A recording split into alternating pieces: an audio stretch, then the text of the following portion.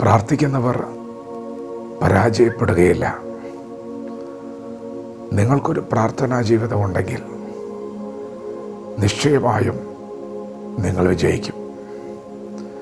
നിങ്ങൾ ജയിച്ച് മുന്നേറും. പ്രിയപ്പെട്ടവർ, എന്താണ് ജയം? എന്താണ് നേട്ടം? ജീവിതത്തിൽ ആരാണ് വിജയിച്ചവർ? എന്താണ് നേട്ടം?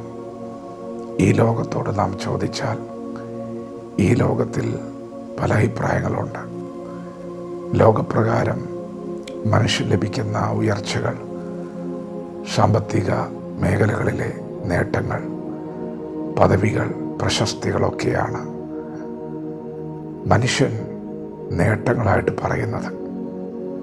എന്നാൽ വിശുദ്ധ വേദപുസ്തകം പറയുന്നത് ഈ ഭൂമിയിലെ നേട്ടങ്ങളൊന്നുമല്ല.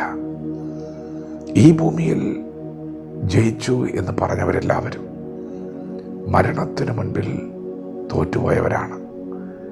എത്ര വലിയ നേട്ടങ്ങൾ അവർക്കുണ്ടായിട്ടുണ്ടെങ്കിലും അതെല്ലാം മരണത്തിനു മുമ്പിൽ അടിയറ വെച്ചിട്ടാണ് അവരെല്ലാവരും പോയത്. നഗ്നരായി വന്നവർ നഗ്നരായി തന്നെ മടങ്ങി. ഇതാണോ നേട്ടം? അല്ല, ഇതൊന്നുമല്ല നേട്ടം. ലോകം കണ്ട ശക്തനായ ഒരു ലീഡറാണ് യേശു ക്രിസ്തു.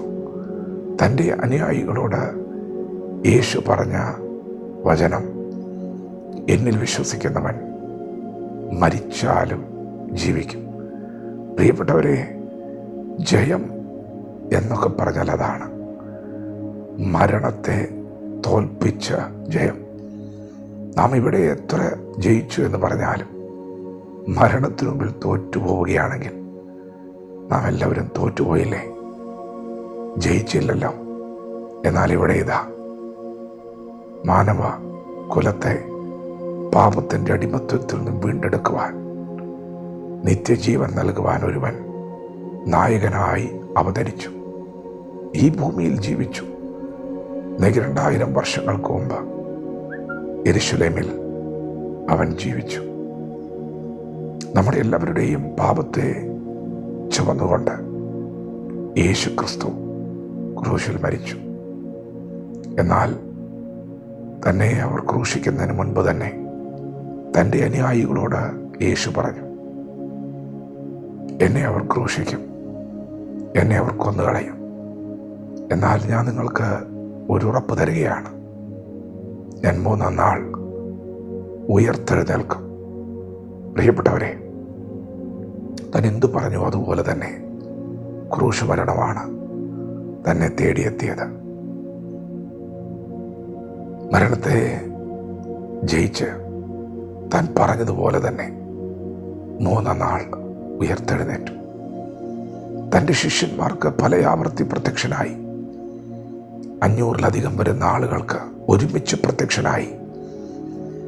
ആ കാലഘട്ടത്തിൽ യേശു ക്രിസ്തു ഉയർത്തെഴുന്നേറ്റു എന്ന് കണ്ട സാക്ഷികൾ അനവധിയായിരുന്നു.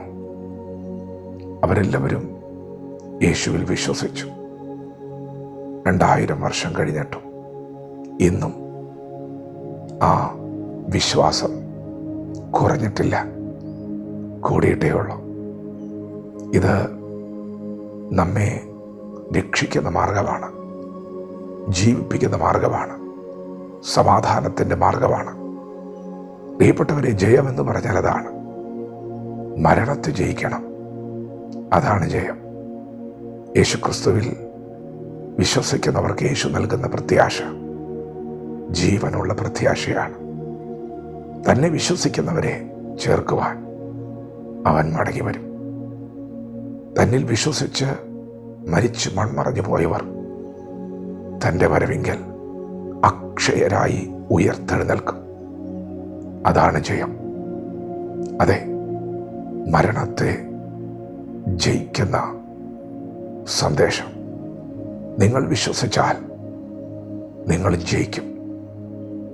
യേശുക്രിസ്തുവിൽ വിശ്വസിച്ചാൽ, യേശുക്രിസ്തുവിൽ വിശ്വസിക്കുന്നവൻ മരിച്ചാലും ജീവിക്കും. വചനത്തോട് പ്രതികരിക്കാം. ദൈവം നമ്മെ ഓരോരുത്തരെയും പകൽ അനുഗ്രഹിക്കുമാറാകട്ടെ. ആമേൻ.